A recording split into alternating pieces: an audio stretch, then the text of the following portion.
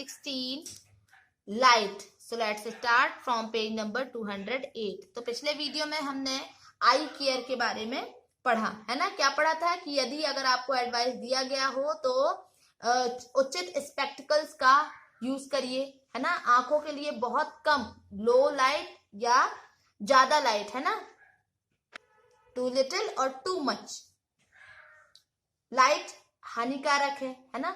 और insufficient light से आंखों में खिंचाव और हेडेक हो सकता है। तो सन या किसी पावरफुल लैंप का ज्यादा तेज लाइट या लेजर टॉर्च की लाइट रेटिना को भी हार्म कर सकती है, ठीक है। तो सूर्य या और भी कुछ दिए हुए हैं यहाँ कि सन या किसी पावरफुल लाइट सोर्स को कभी भी सीधा मत देखिए। अपनी आंखों को कभी मत रगड़िए। यदि आपकी आंखों में कोई डस्ट पार्टिकल गिर जाए तो आंखों को साफ पानी से धोइए। यदि कोई सुधार ना हो तो फिर डॉक्टर के पास जाइए। अपनी आंखों को बार बार फ्रेश वाटर से और क्लीन वाटर से वॉश कीजिए, ठीक है। और पढ़ने वाली जो चीजें हैं पढ़ने वाली चीजों को हमेशा आंखों से सामान्य दूरी पर रखकर पढ़िए। अपनी बुक को आंखों के बहुत पास लाकर या उसे आंखों से बहुत दूर ले जाकर मत पढ़िए, ओके। तो आपने क्लास 6 में अपने बैलेंस डाइट के बारे में सीखा था। यदि फूड में किसी कंपोनेंट का अभाव हो या वो ना हो तो इससे भी आंखों को नुकसान हो सकता है। फूड में विटामिन ए की कमी आंखों के बहुत सारे डिसीजेस के लिए रिस्पॉन्सिबल होता है। इनमें सबसे अधिक जो सामान्य डिसीज है वो है इन हिंदी रतौंधी और in English night blindness, okay. इसलिए हमें अपने फूड में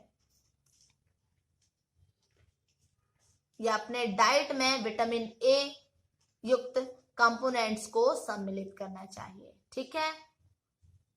रॉ कैरेट मीन्स कच्ची गाजर, ब्रोकली एंड ग्रीन वेजिटेबल्स फूल गोभी और हरी सब्जियां जैसे पालक, है ना, स्पिनच और कार्ड लीवर ऑयल में विटामिन ए की बहुत अधिक मात्रा पाई जाती है। Egg, milk, curd, paneer, butter और फ्रूट्स जैसे मैंगो और पपाया भी विटामिन ए से भरपूर होते हैं, ओके। फिर यहाँ एक और चीज दी हुई है कि डिड यू नो कि एनिमल्स की आईज डिफरेंट शेप के होते हैं। जैसे क्रैब मीन्स केकड़े की आंखें जो होती हैं आईज वो बहुत छोटी होती हैं, लेकिन इनके द्वारा क्रैब चारों ओर देख सकता है। इसीलिए यदि एनिमी पीछे से भी उसकी ओर आता है तब भी उसे पता लग जाता है, ठीक है। फिर आता है बटरफ्लाई की आईज जो होती हैं वो बड़ी होती हैं, जो छोटे छोटे, है ना, बहुत सारी स्मॉल आईज से मिलकर बने होते हैं, ठीक है, प्रतीत होते हैं। आपके पास ये दिया हुआ है, देखें इसकी आईज, ये देखिए ये आईज दी हुई है छोटे छोटे, ये बहुत सारी उससे मिलकर बनी होती है, ठीक है। तो ये केवल अपने फ्रंट का और पीछे में ही नहीं बल्कि फ्रंट और साइड, है ना, ये केवल सामने का या किनारे का ही नहीं बल्कि पीछे का भी देख सकती है। फिर आउल रात में बहुत अच्छे से देख सकता है लेकिन दिन में वो देख नहीं पाता। इसी के अपोजिट दिन की लाइट में, है ना, डे लाइट में एक्टिवेटेड जो होते हैं बर्ड्स जैसे चील, गरुड़, काइट और ईगल, ठीक है, ये दिन में अच्छी तरह से देख सकते हैं लेकिन रात में ठीक से नहीं देख पाते। आउल के आंखों में बड़ा कार्निया और बड़ी प्यूपिल होती है ताकि आंख में उनके, है ना, आईज में ज्यादा लाइट एंटर कर सके। इसी के साथ साथ इसके रेटिना में बड़ी संख्या में रॉड्स, इन हिंदी सलाकाएं होती हैं, ठीक है, रॉड्स होती हैं और केवल कुछ ही कोन्स होते हैं, ठीक है, कोन तो जानते होंगे। इसके अपोजिट डे में, है ना, दिन के जो पक्षी होते हैं या बर्ड्स होते हैं उनकी आंखों में कोन अधिक और रॉड्स कम होती हैं, ठीक है।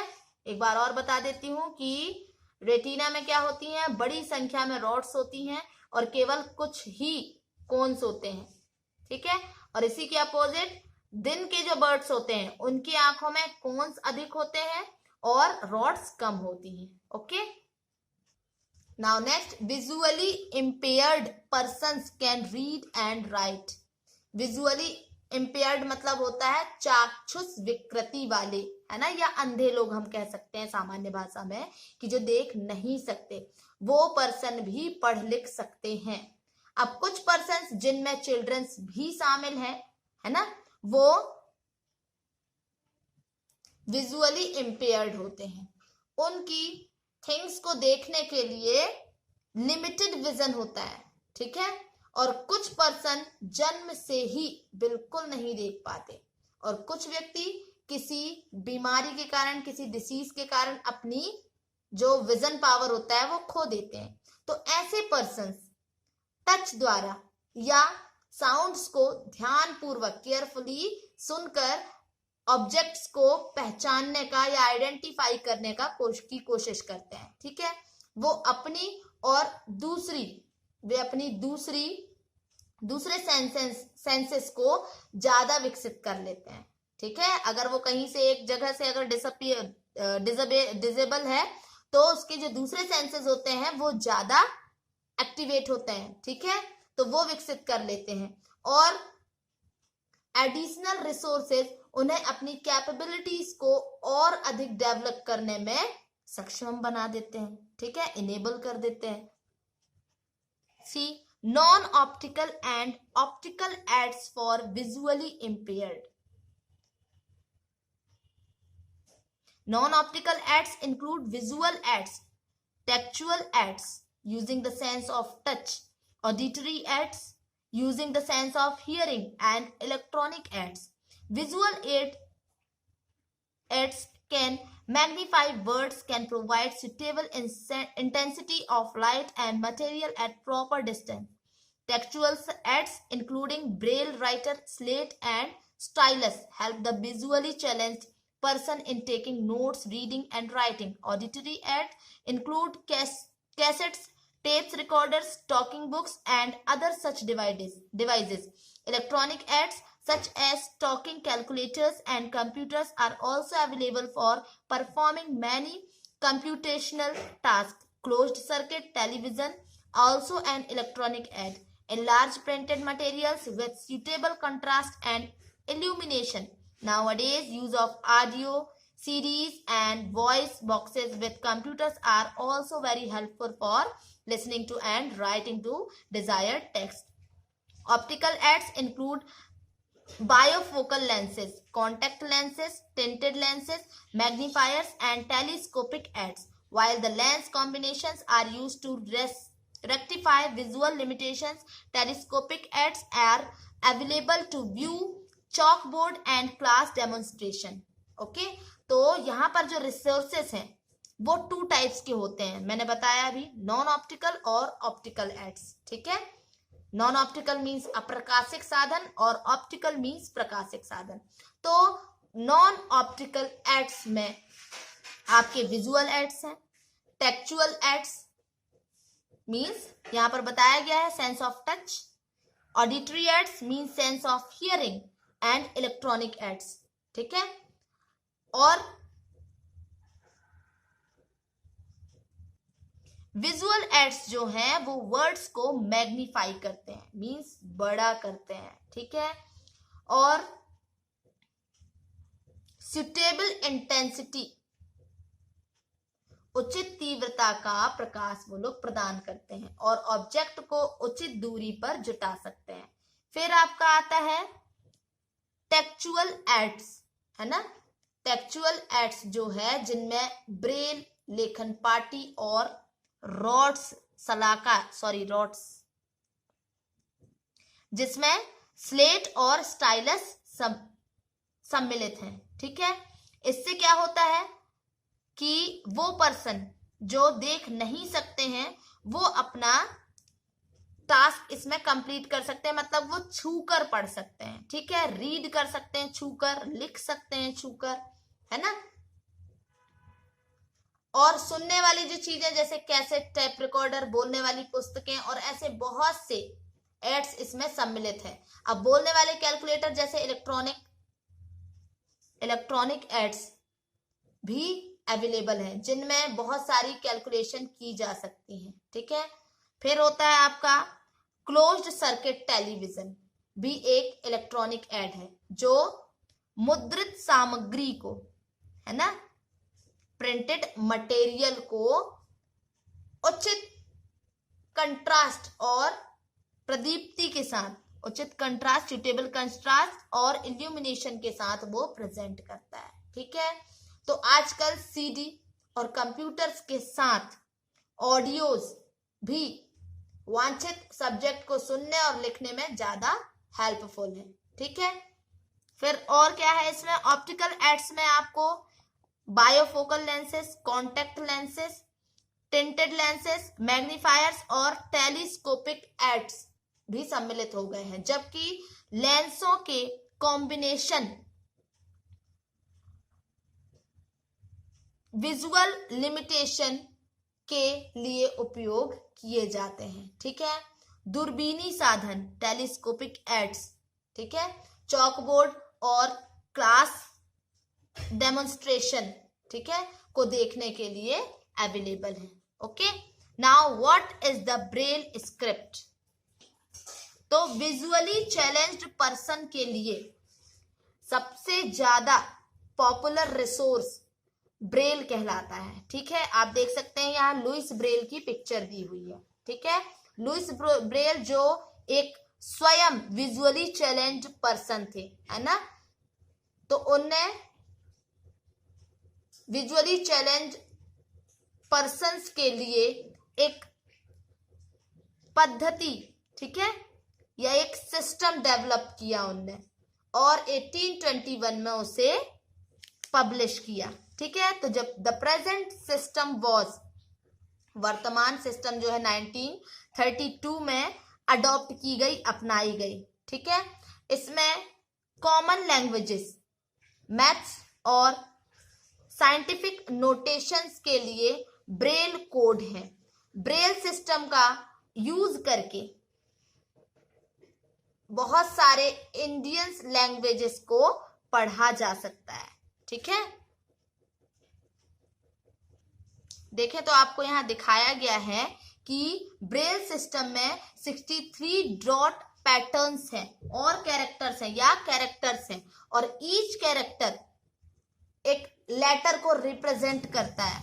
ठीक है, a combination of letter, a common word और अ ग्रामेटिकल साइन।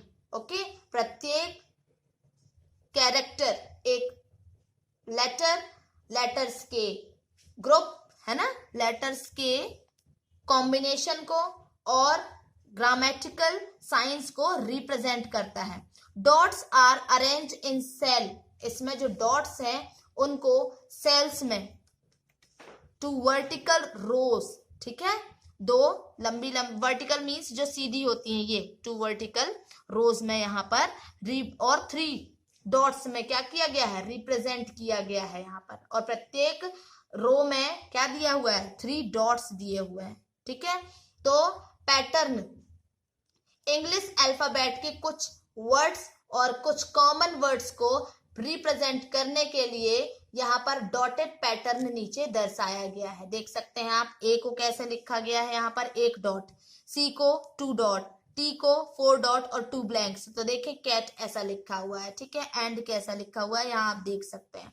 तो इस पैटर्न को जब ब्रेल शीट पर उभारा जाता है, ठीक है, एम्बोस्ड किया जाता है ना, तो ये विजुअली डिसेबल्ड या विजुअली चैलेंज्ड पर्सन्स को टच करके वर्ड्स को पहचानने में हेल्प करते हैं, और टच को आसान बनाने के लिए डॉट्स को थोड़ा सा उभार दिया जाता है।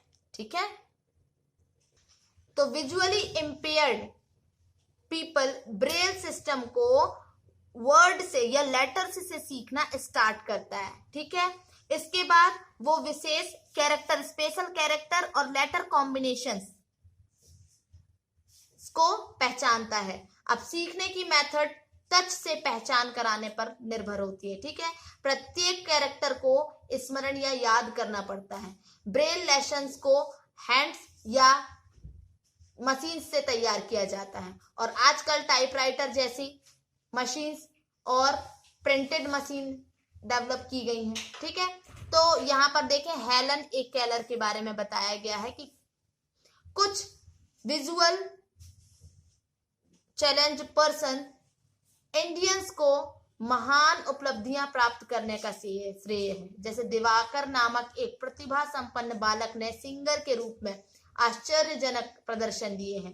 जन्म से पूरी तरह अंधे है ना श्री रविंद्र जैन ने इलाहाबाद से अपनी संगीत प्रभाकर की उपाधि प्राप्त की है। उन्होंने एक गीतकार, ठीक है, संगीतकार मतलब म्यूजिशियन, ओके, और सिंगर के रूप में अपनी श्रेष्ठता को दर्शाया है।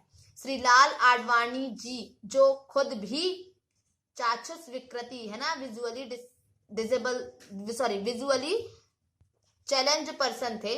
ठीक है, उनने भारत में डिसेबल्स पर्सन के पुनर्वास और विशिष्ट शिक्षा के लिए एक संस्था की स्थापना की। इसके अलावा उन्होंने यूनेस्को में ब्रेल समस्याओं पर भारत का प्रतिनिधित्व किया। अमेरिका की एक राइटर और एक प्राध्यापिका या प्रिंसिपल हेलन ए केलर संभवतः सर्वविदित और वो एक विजुअली चैलेंज्ड लेडी है। ठीक है, 18 महीने की एज में उन्होंने आंखें खो दी थी अपनी, लेकिन उनके साहस के कारण वो एक कॉलेज में ग्रेजुएशन की उपाधि उन्होंने ग्रहण करी और स्टोरी ऑफ माय लाइफ सहित उन्होंने बहुत सारी ऐसी बुक्स लिखी। ठीक है, तो ये लेसन आपका यहाँ कंप्लीट होता है। Tomorrow we will do exercise of this lesson.